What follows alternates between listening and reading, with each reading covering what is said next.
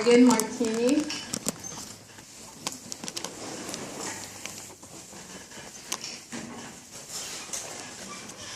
So bone is osseous tissue. Obviously, os is usually bone.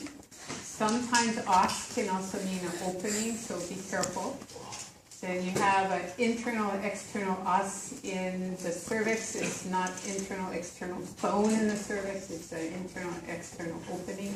But when we're talking about bone, it's osseous tissue. The bones are very dynamic. That means they're changing constantly, depending on what types of muscular activity and gravitational forces you're applying to your bone. You're going to remodel the bone. It is constantly being remodeled. It is simply there as a repository for calcium for your bloodstream. So it serves as a supporting connective tissue. It's made up of collagen and then a mineralized matrix. The ligaments that are attached bone to bone are there to keep your joints together or to form joints. The calcium, the minerals are about 98% going to be calcium salts and a little bit of other things thrown in there as well.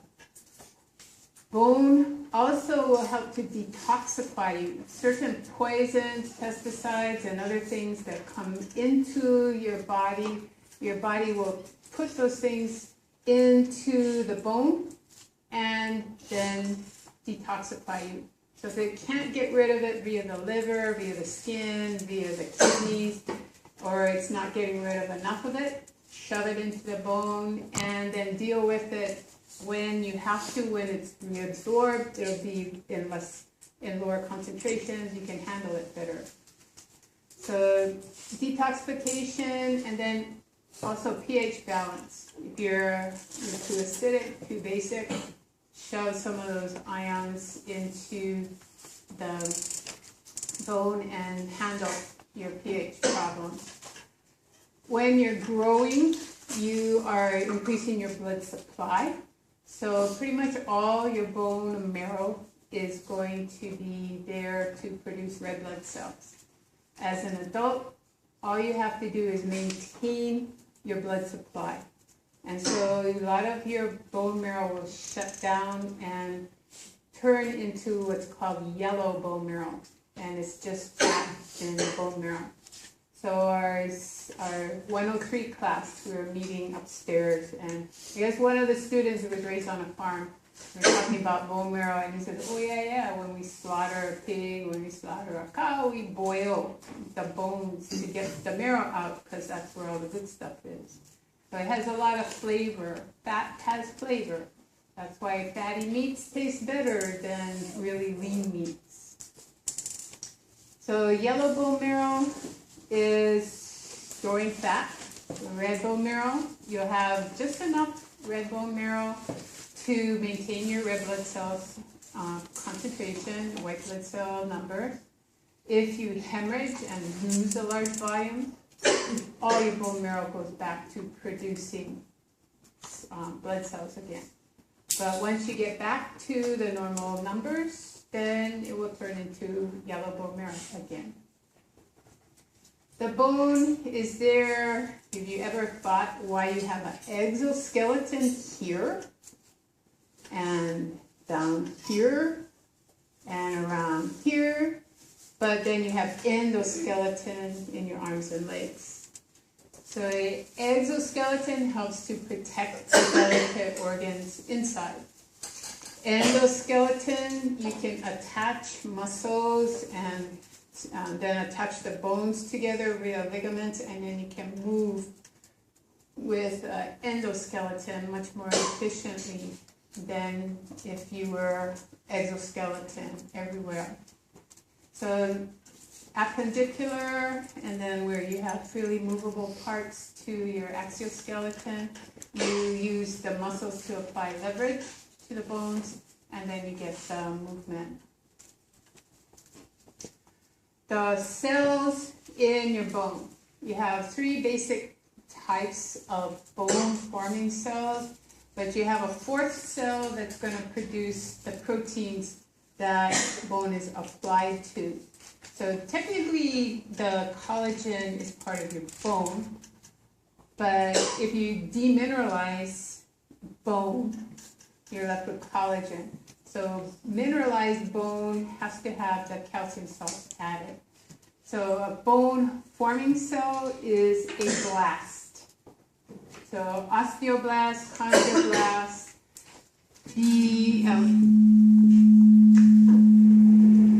blast means forming. I've got that. Okay, so a blast means a forming cell. A osteoblast will lay down the minerals. An osteoclast will break down the minerals. So for reabsorption, for remodeling, you have to take away minerals that were there and then reapply the minerals in a different shape and configuration. Fibroblast will put down the collagen that the minerals will then get attached to. We got a solid crystallized mineral matrix. Crystallization of calcium phosphate called hydroxyapatite. You see that word on a later slide. That's also a good crystal to have because when you weight bear, the crystals rub on each other and create an electric field that brings calcium to the bone. So weight-bearing exercise hastens calcium delivery to the bone.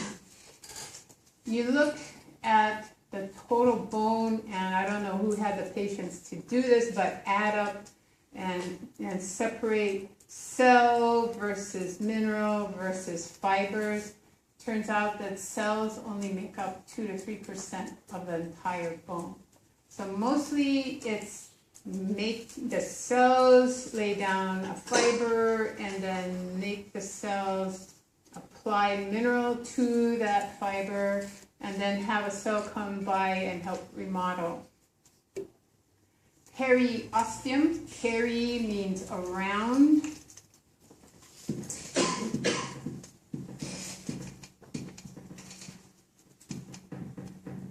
So periosteum, around the mineral of the bone. Perichondrium, around cartilage. So periosteum consists of 2 layers. An outer fibrous layer that's continuous with the fascia that's outside the bone, and then an inner layer that will have stem cells in it.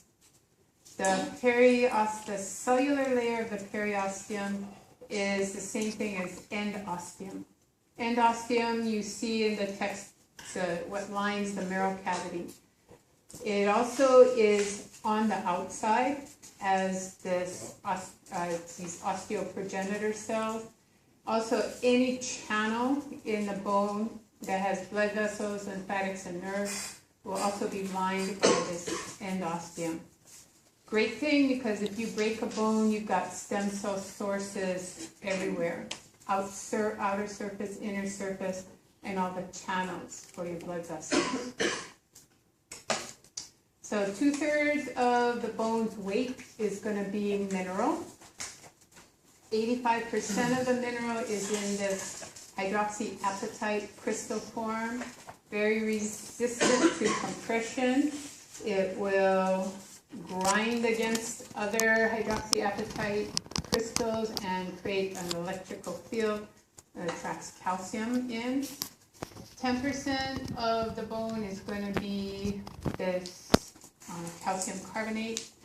So that makes up 95% of the bone between hydroxyapatite and calcium carbonate. And then other minerals will be there. So fluoride, sulfate, potassium, magnesium are just examples of what else can be in the bone. Fluoride helps to make your bones stronger. but if you have too much fluoride, your bones get brittle. And also your teeth get brittle. There's a lot of controversy. It's been heated up, quieted down, heat up, quiet down about, do we put fluoride into our Hawaiian drinking water? If you've been to the mainland and you've tasted naturally fluoridated water, it doesn't taste very good. It tastes like minerals. It just doesn't taste good. So people who like the natural artesian water say no. Dentists say, yeah, a little bit would be good, but not too much. And then other dentists will say, yeah, but if you tell kids to brush with fluoridated toothpaste, you don't need the fluoride in the water. And then the other guy would say, yeah, but not all kids brush, and not all kids have access to fluoridated toothpaste. So there's all this controversy. So far, nobody's added fluoride to the water. The other thing is people have looked at people who grow up where the water is naturally fluoridated. They have fewer cavities. That's good.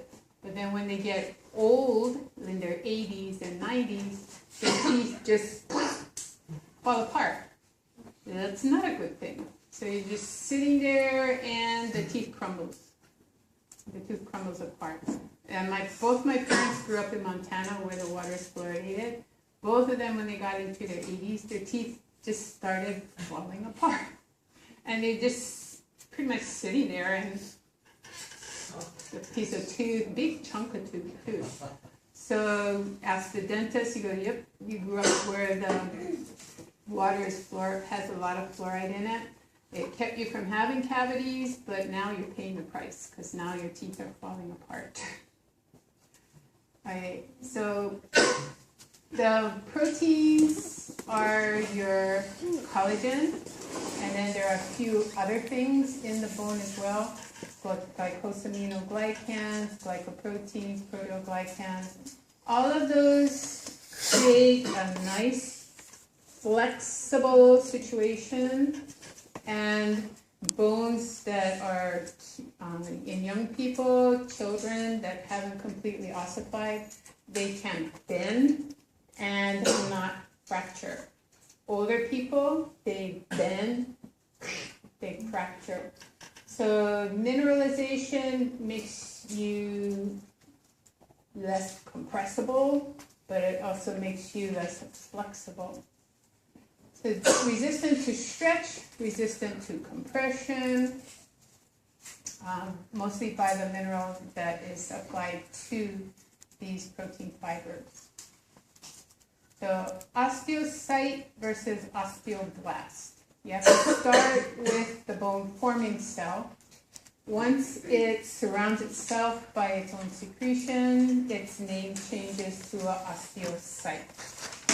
The osteocyte is maintaining the secretions around it.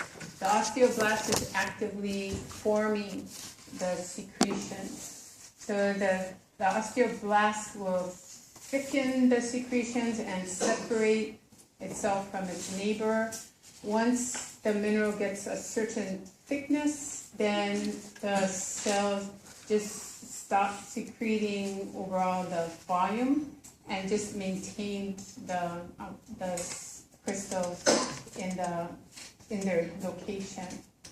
When they're osteoblasts, because they're going to be secreting a mineralized matrix that nutrients and waste products cannot diffuse through, they have to hook up with their neighbor with gap junctions. So we're going to see on a later slide, cells will be communicating with each other via gap junctions in cell processes that had to be formed before they started secreting the mineralized matrix. As they secrete the matrix and get surrounded by each other, then they can share nutrients and eliminate waste products through those gap junctions.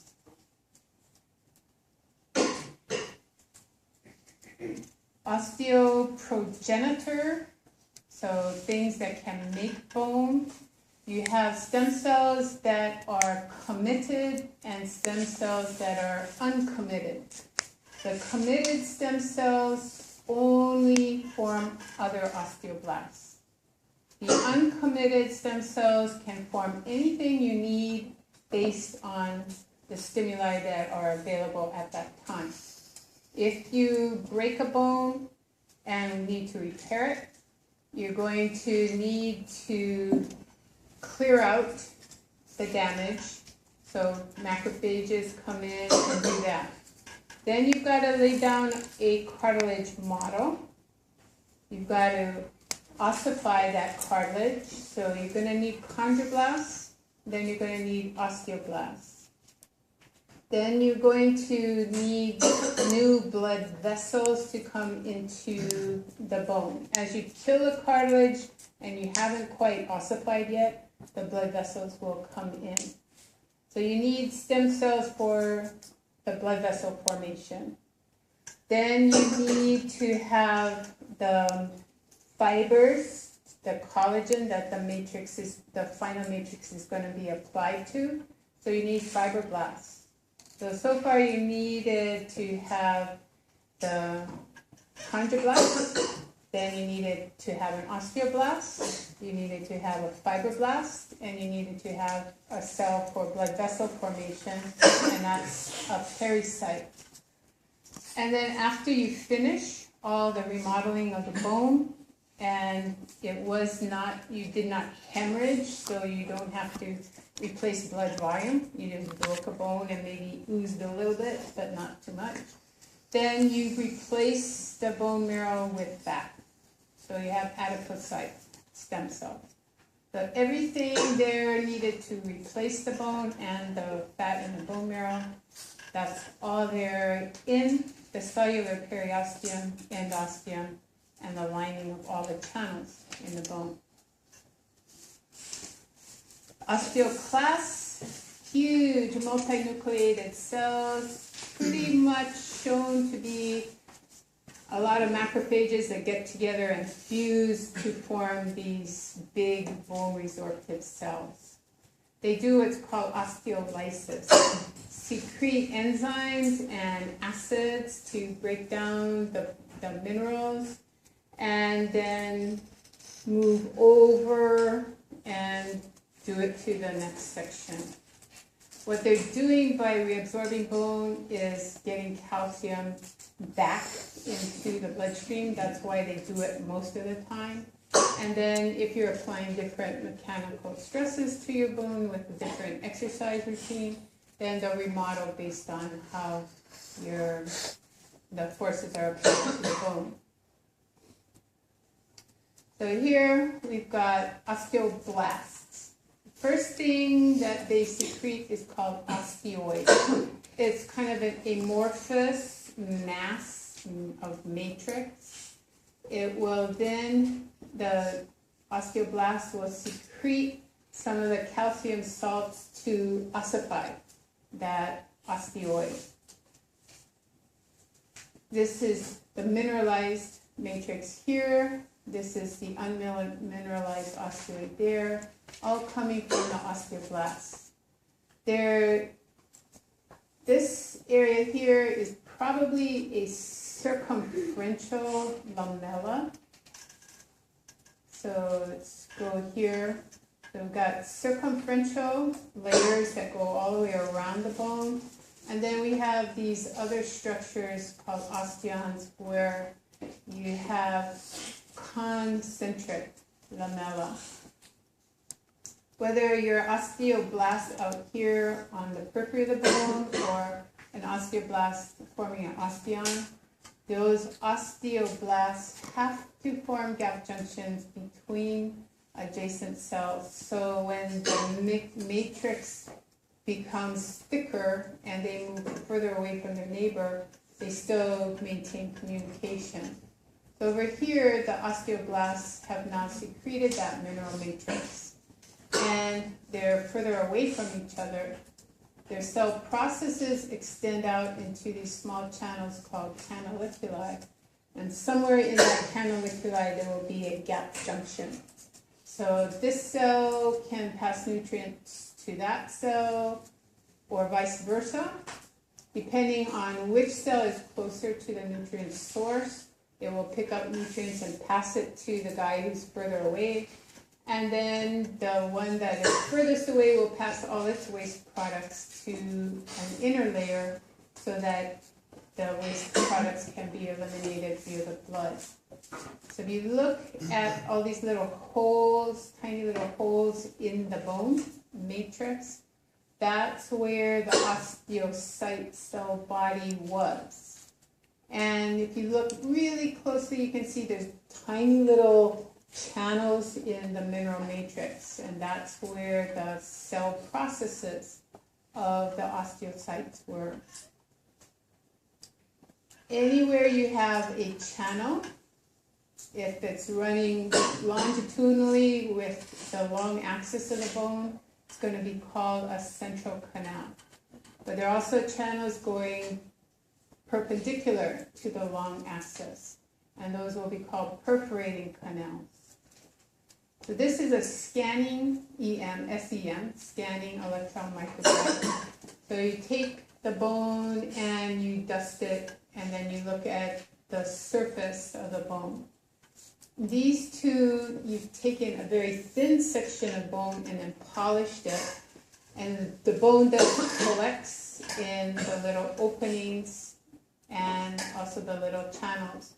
So now you can identify the lacunae, where the cell bodies were, and also the little hairy channels that are the canaliculi. So lacunae is where the cell body was, and canaliculi are where the cell processes were. The lining of your central canal will have osteoprogenitor cells. The lining of all the channels, also the outside of the bone and the inside of the bone. It says end osteum here. Anything that's inside a bony channel will have osteoprogenitor cells. This osteoclast, you see it's got a lot of nuclei, probably around 35 to 50 nuclei. And then you see the scallop or ruffled border.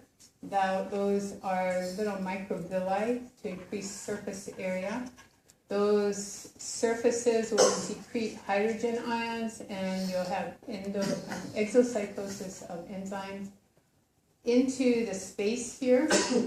This is referred to as a resorption lacunae. The bone will be broken down, and then the cell will move over to the next area. Behind the osteoclast, there normally is an osteoblast coming and remodeling the bone. Terms that are used interchangeably: anything that's on the outside of the bone and it's dense and white, you can call it cortical bone because it's on the outside.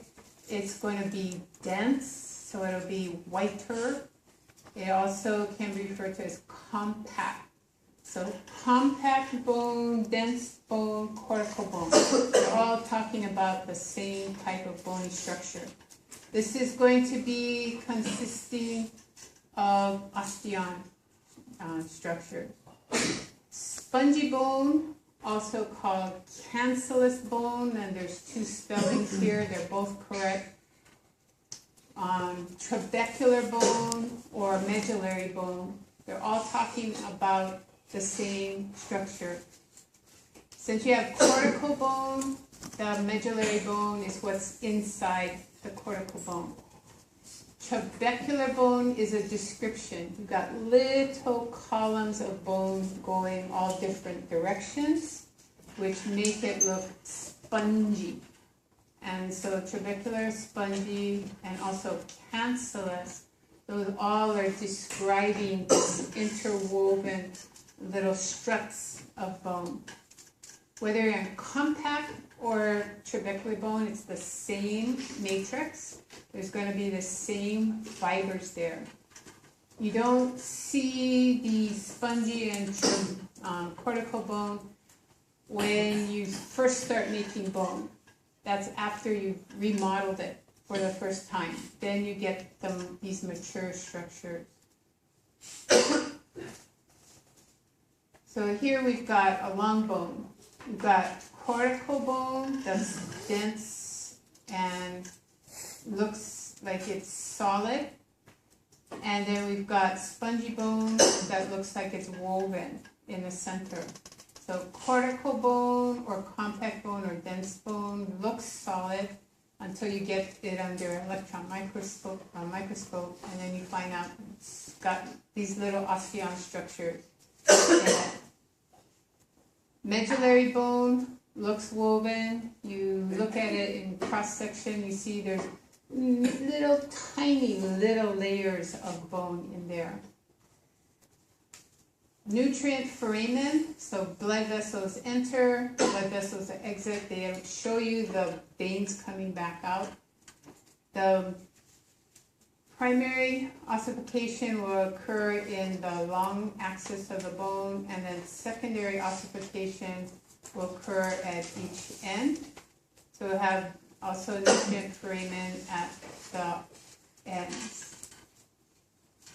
When you look at the cortical bone, this white bone that's on the surface, it's going to have structures that look like this. These osteons will be formed around blood vessels that were there first. The mineral will be applied to collagen that was there first when the blood vessels were penetrating. And the osteoblasts will then attach to the collagen that is arranged, we'll see on a later slide, in collagen helices that are at right angles to each other in each of the layers of the bone. So osteoblasts will secrete matrix between adjacent osteoblasts. And when they're surrounded, they'll change their name to osteocytes and just start maintaining the mass of mineral. When you remodel bone, then you break down the osteon structures.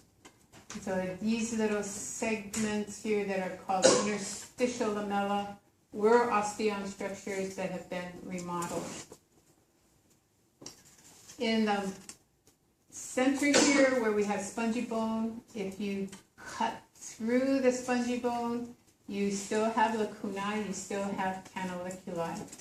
So you have concentric rings, but you have limited matrix and limited distance to blood supply.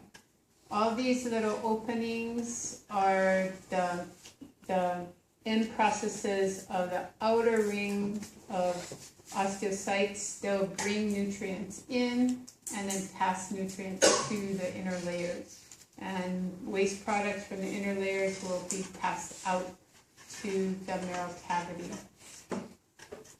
These perforating canals that are horizontal, those are also called Volkmann's canals. And then the longitudinal, the channels that run longitudinally, those are called the central canals, also called Haversian canals. They're just alternative names for these channels. Endosteum has your stem cells. All the channels where the blood vessels are going to be lined by endosteum, so another source of stem cells. And the inner layer of the periosteum, more stem cells. So any surface is going to have stem cells available should you need them if you break a bone. The circumferential lamella, kind of neat housekeeping package of dense cortical bone. Then deep to that, you'll have the osteon structures. So if you look at what they've done here, they show you the mineralized concentric lamella. And then they show you the collagen bundle orientation in the different layers. The inner layer and the next layer out, the collagen bundles are pretty much at right angles to each other. So this is going to help to distribute any forces between that are applied to the bone between the collagen bundles in the different layers. So inner layer and the third layer out, they're running in the same direction, but in between the fibers are running at a right angle. So this gives you better resilience to the bone. If all the fibers were going straight up and down, then they would resist compression and distortion vertically, but any pressure, any kind of force that came in at an angle, they'd be less able to distribute those forces. But having the bundles and then the ossification applying to those bundles at different angles gives you a stronger bone. So functional unit of compact bone is going to be your osteon. Functional unit of your trabecular bone are these tiny little rings of, they're also called lamella.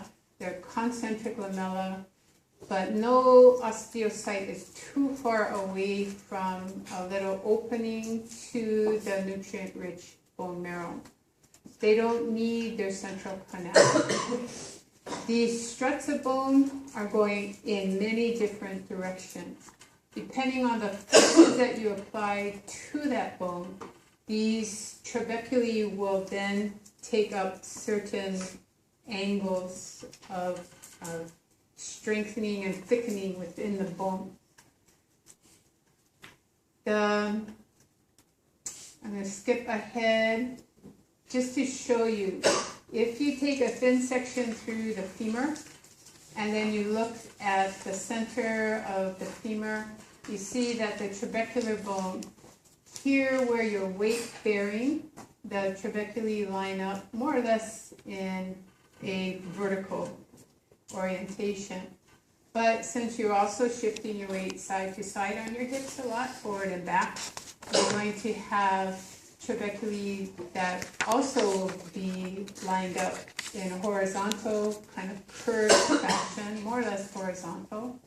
And then you get out to the area where muscles are pulling on the bone, and they're pulling on the bone from different orientations. Some are pulling on it on the greater trochanter from the front, some are pulling on it from the back, some are pulling on it from the side. So you see some trabeculae oriented for side pull, some for anterior and posterior pull. So different orientations of these trabecular struts of bone.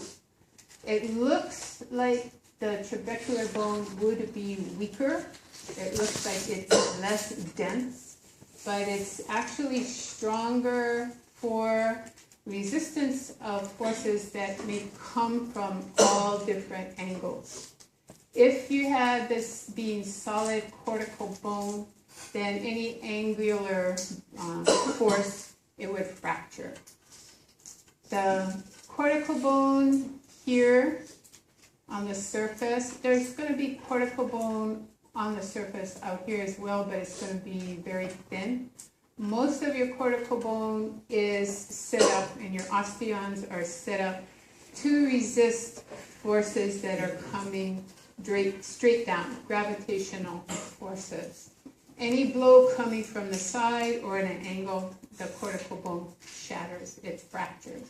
If you're in lab, you're going to see what happens when the lower leg runs into the dashboard and how fragile those big bones are when a force comes at the bone from an angle that it's not designed to resist the application of force.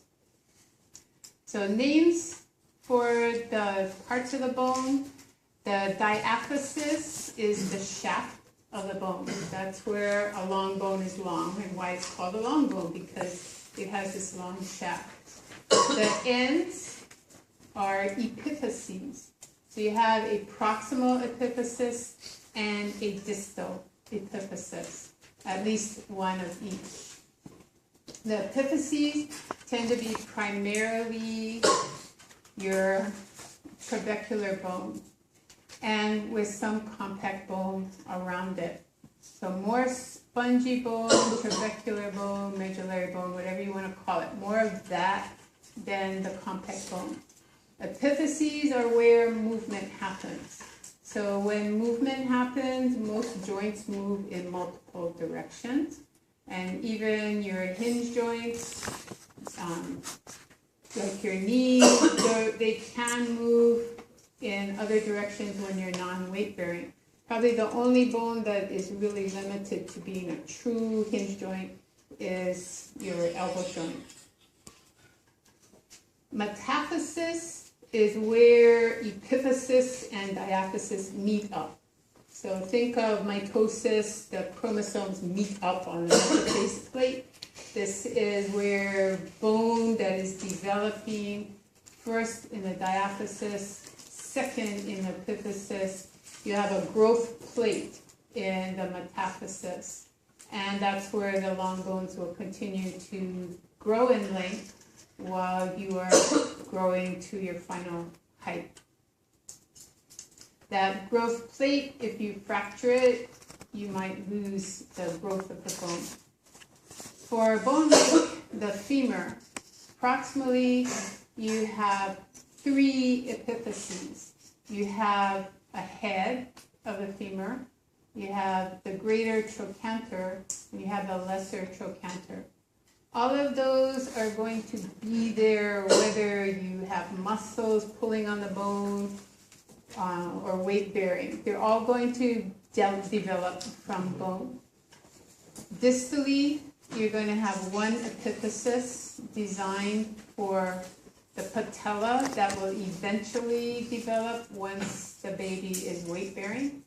But if you take an x-ray, if you feel a little baby's knee, there is no patella there until it is weight bearing. And using those little knees, then a patella will develop. It's a sesamoid bone. As we use other joints with a lot of force, we will develop sesamoid bones in other areas as well. The rest of the surface is to articulate with our knee.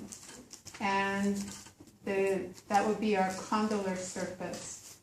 The roughened areas where muscles attach will be epiphysis on the distal end of the bone. So trabecular bone depends on weight bearing. Weight bearing with gravitational force, you get more cortical, and then the trabecular bone will be organized less organized in that area. Up where there's more forces due to muscle and shifting of weight on the bone, you'll have more distinct trabecular orientation. So this is just the long bone again, but instead of looking through it, you're cutting it and then just looking at it end on. So there is some cortical bone on the surface, but very thin cortical bone. Gets thicker as the gravitational forces are more in line with weight bearing. And then the trabecular bone will be organized depending on the applied forces due to muscle and weight bearing. Okay, so read this slide, and it actually shows you the fibrous and the cellular layer of the periosteum. Just remember that wherever a channel goes into the bone and then goes to the long axis of the bone, that cellular layer will go with it. And then we'll talk about these perforating fibers, and also known as Sharpie's fibers, when we come back on Wednesday.